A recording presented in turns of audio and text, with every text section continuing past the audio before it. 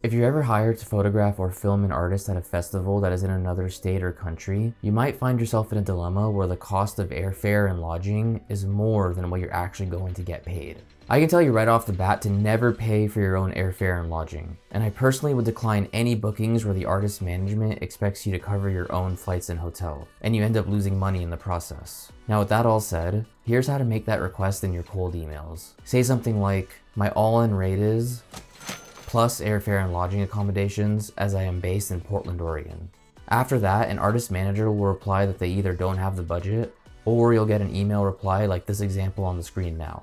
And once you've established that you're worth getting flown out to create amazing content for these artists, you'll start to get asked for your entire rate, including airfare and lodging, before even having to mention it yourself. Obviously, there's so much more that goes into this, like having a portfolio of work that showcases your experience and sending successful cold emails that will generate clients. And if you're looking to learn exactly that and more tips and tricks to shoot your next artist or festival, continue on to the video on the screen now.